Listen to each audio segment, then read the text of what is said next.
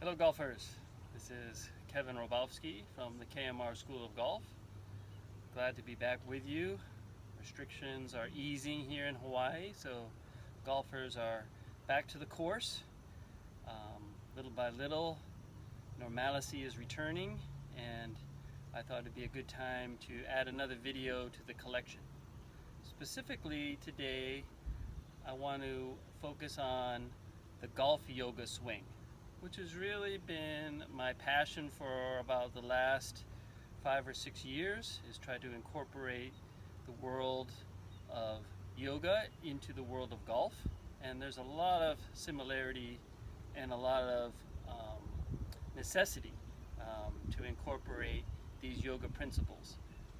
Yoga is really one of the fastest growing, you could call it a fitness or an exercise or a practice worldwide, and because not only the physical benefits but the mental benefits as well, and that implies meditation, mindfulness, stillness. These things can give us a sense of peace and harmony in this very chaotic world where our brains are on overdrive most of the time. Yoga gives us that place of stillness, and so it's a very unique exercise because it does involve physical movement as well. How it applies to the swing is very, very simple. Basic concepts would be centeredness, alignment, balance, good use of efficient movement, levers. So these concepts allow us to do very complicated poses in yoga, and yet we can apply them to golf to make a very simple swing, have both accuracy, consistency, and power, which I think we're all looking for those elements, right? So the practice of yoga can actually lead us into that, into those areas and perform better.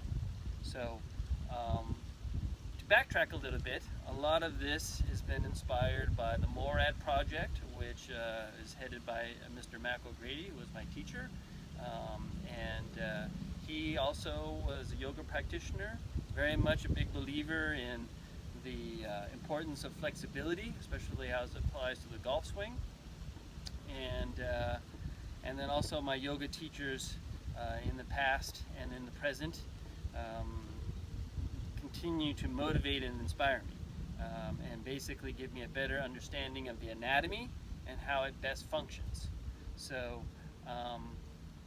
one of the nice things, one of the nice sayings that Mr. O'Grady said in one of the earlier videos that I posted, his 1986 video, he said that the goal of MORAD was to eliminate the waste of the swing and increase the productivity. And I think that's a very, poetic way of really saying we want to have an efficient swing. And but I think too many people sometimes lose track of that. So a lot of people want consistency, but they don't equate, the how do we apply efficiency to that, right? So we're going to talk about that a little bit today. The first thing that I want to discuss, and again this goes back to the MORAD principles, is that your model of the swing should really be rotational. So you want to think of the swing as a circle, not as a line, right? So the ball goes on a straight line, hopefully, or sometimes a curve is desired, right?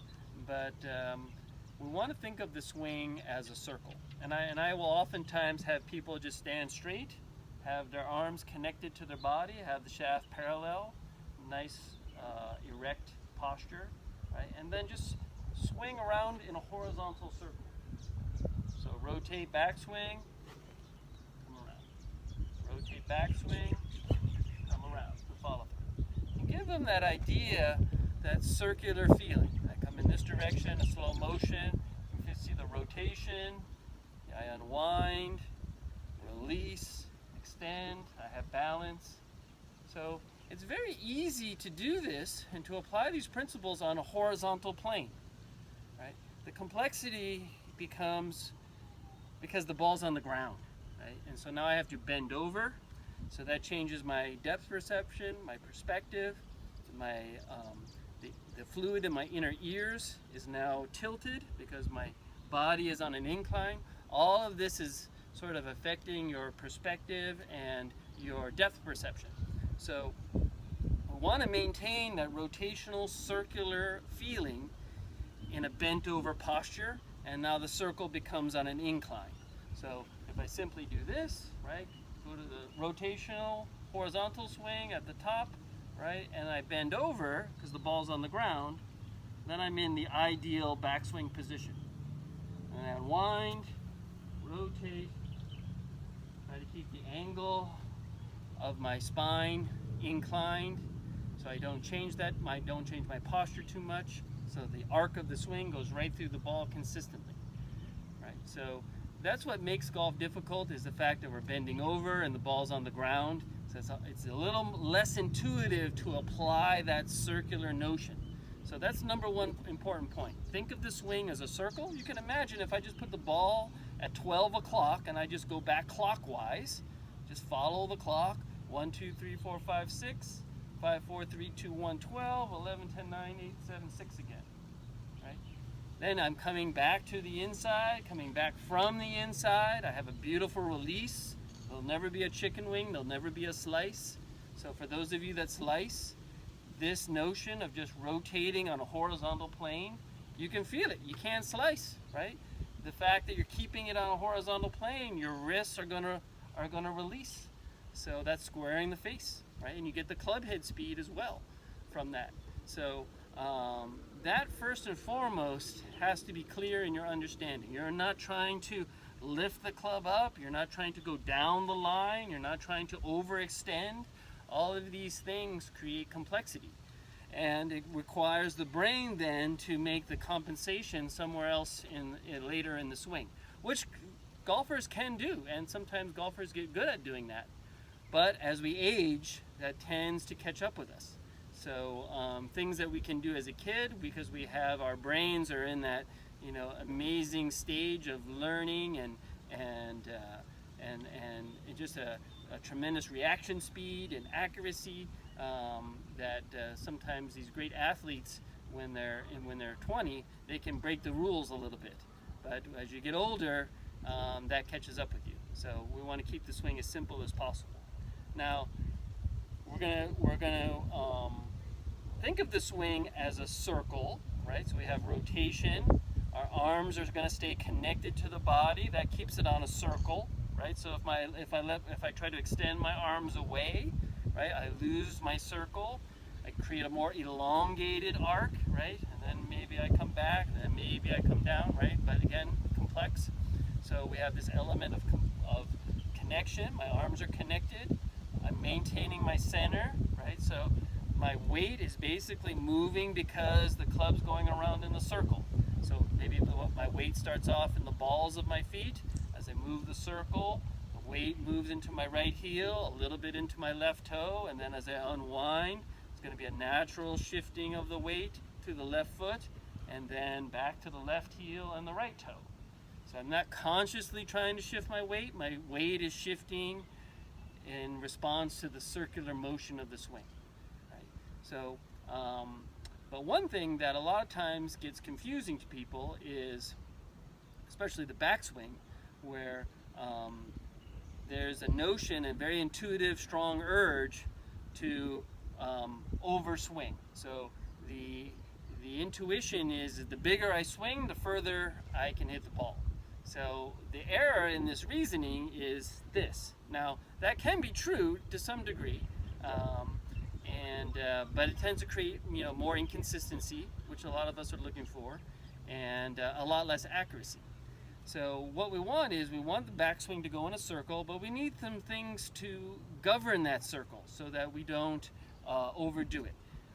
So we want to have these important governors to create a little resistance in the backswing so that our backswing repeats exactly the same every time. we sort more or less we hit our mark at the top.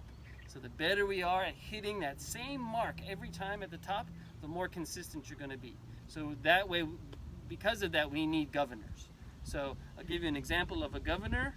If I stand right here and my feet, let's say, are splayed out, my left foot at 10 o'clock, maybe my right foot at 2 o'clock, then what I might get is a little bit more too much hip turn, a little bit too much head rotation, a little bit too much shoulder turn. Momentum is going to make my swing go a little long, maybe bend my elbows. So what I want to do is I want to kick my foot in slightly, not to 12 o'clock, but maybe to 1 o'clock. And then that's going to limit my hip turn. So I only want to turn my hips about 45 degrees. And that's a little bit case by case because of people's flexibility. And I also want to have my knee slightly kicked in. So with my knee kicked in and my right foot a little bit kicked in, right, that keeps the weight on the inside of my right foot.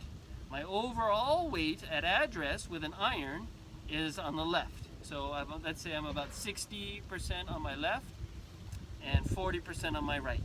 My right knee's kicked in, my right foot's kicked in. And then in my backswing, because I'm turning my shoulders going back, my weight goes to 50-50. Then I'm going to return back to 60-40 as I extend through 70-30, 80-20, and I finish 90-10. Facing the target, hips and shoulders parallel. Right? That's going to give us our best balance and our most consistent swing pattern. So those are good elements of, are good examples of swing governors. Right foot, right knee. Another very important governor are your eyes. So this is important in yoga. Almost all your success in hand balancing in yoga is related to your dristi, your gaze, right? So I want both of my eyes on the golf ball, right? So what happens is if I turn my head either one way or the other, so if I over rotate, make it too big a backswing, right? If I close my left eye, I can no longer see the ball. It's in a blind spot. Because my head is rotated, I can only see this area out of the right eye, right? So what that's causing is this momentary sort of loss of depth perception because I'm only looking at it at the corner of my left eye. And then when I unwind and I rotate back down, I have to pick it up very quickly with both eyes again and make sure that the arc of my swing gets back to the bottom of the ball. Requires a lot more practice and timing. If you can keep both eyes on the ball at the top, again, govern your knee, govern your foot, and try to limit head rotation, right? Especially when the ball's on the ground, right? You're gonna feel restricted. I still have my back to the target, but I'm not allowing my head to move in a manner where the ball gets too much into my peripheral vision and I lose sight of it with my right eye. So this was a very huge important part of the initial MORAD findings. Keep both eyes on the golf ball. That's very applicable to yoga too. You got to keep your dristi constant to hold your balance, right? If you don't, it's one of the easiest ways to come out of a pose, especially a more advanced pose. So those are good examples of why we have to govern the backswing. So what I also want to do is give you some basic pivot drills to do, because when we think of the swing as a circle, we need to start pivoting our body in that manner, right? So if I put my club down for a second, I'm just going to hold my left thumb, I'm going to grab it with my right hand, extend it out, go into my golf posture, maybe kicking my knee a little bit. I find a point on the ground to concentrate on, and I'm just going to practice going back and down like this. 1, 2, 3, 4, 5, 6, 7, 8, 9, 10. Okay, now the other side, my right thumb comes up, grab it with my left hand, go into my golf posture, keep my gaze. Now I'm going to go left-handed. 1, 2, 3, 4, 5, 6, 7, 8, 9, 10, and relax. that drill done on a daily basis is going to get you pivoting your body. It feels very much like if you held a medicine ball in your hand and you just pass it behind you. Right? You're passing it to the person behind you, right? But you're not doing it such where you're releasing your knee, your hip, and your head like this. Right? That's what you would do in that exercise. You're keeping the governors. The governors are there to keep your backswing consistent. So you don't over-rotate and you're not moving around a lot, right? So the right knee doesn't go out on the outside, doesn't break that plane, right? So when I bring this shaft in here, right, my right knee is slightly inward, my right foot is digging in like a baseball player, you know, they dig in the batter's box, right? Get in here like this. Well, they want to plant their weight on that instep, right? So I'm basically doing the same thing. When I do that, that allows me to rotate back, but I can keep my right leg inside this plane, right? So you're going to notice a lot of you on video, as you go back, your right knee breaks the plane. So it goes on the outside of that line. Right? Very difficult to make good contact. You know, you might be able to pick a couple off the ground cleanly, right? But you don't get that pro ball strike because the weight has a very difficult time to get into the left side when it's way over there in the backswing. So if my hips are sliding, if my knees are breaking the plane, if I'm moving my head the wrong direction, if I'm just lifting my arms, right? Lifting my arms, coming down steeply, then I have to start to come up and out of my posture so I don't bury the club into the dirt, right? So I come up and out of it, left elbow chicken wings. That's all to avoid the club crashing down into the ground. That's what's happening when you're doing a vertical swing. If you're trying to go upright, if you're trying to think down the line, get up high, right? You're going to come down steeply, and then you're going to pull out of it, and you're going to chicken wing your elbow so you don't break your hand, you know, at impact, right? The only other option is if you go up steeply, then you have to loop it, you know, back behind you in the downswing. Some people do that, but again, probably not the easiest maneuver to make. And unless you've been doing that for years and years and years, I wouldn't try to get into that habit. So most of the time when we have these governors on the backswing, our backswing's going to feel definitely a little more restricted, but it's going to give you the freedom then to really push off and create a lot of acceleration into the follow-through so that you have a freedom in the finish. Right? So I see a lot of times people with the big backswings, their tendency is to then decelerate, kind of slow down, and then you get the opposite effect. Big backswing, you're thinking you're getting power, but then the brain is putting on the brakes so that you don't have a big miss hit.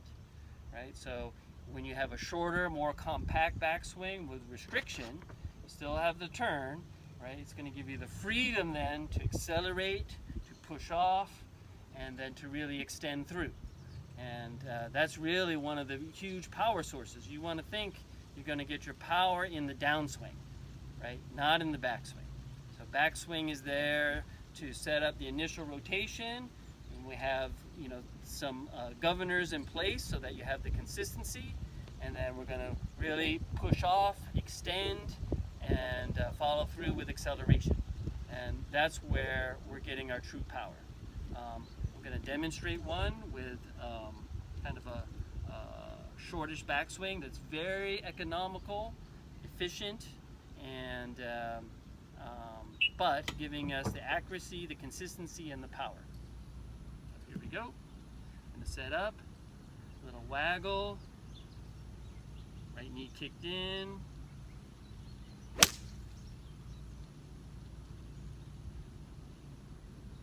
and down.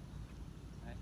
So you hear the strike on the ball, that's that pro strike with the sound, and that's really coming from the good downswing movement set up by the backswing and also a good address, digging in, right knee in forward.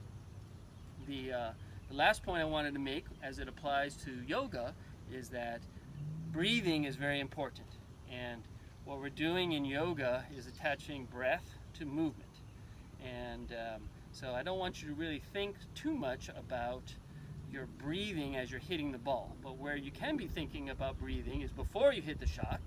So that's where you do your deep inhalation and exhalation. Mouth is closed. You have a 1, 2, 3, 4 count. Inhale. Exhale. 4, 3, 2, 1.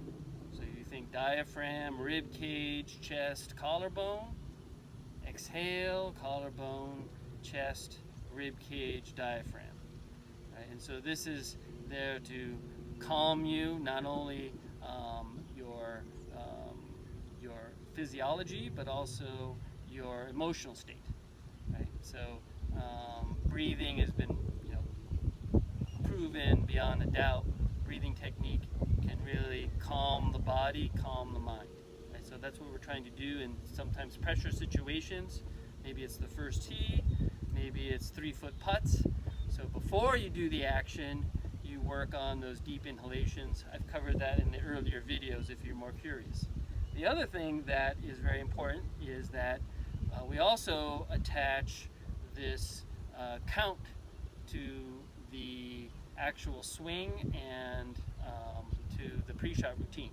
So I don't have any conscious thoughts when I swing. I try to keep my governors in place, and then both eyes on the ball. I turn my back to the target, and then I simply push off and extend through the ball and try to stick the finish with balance every time.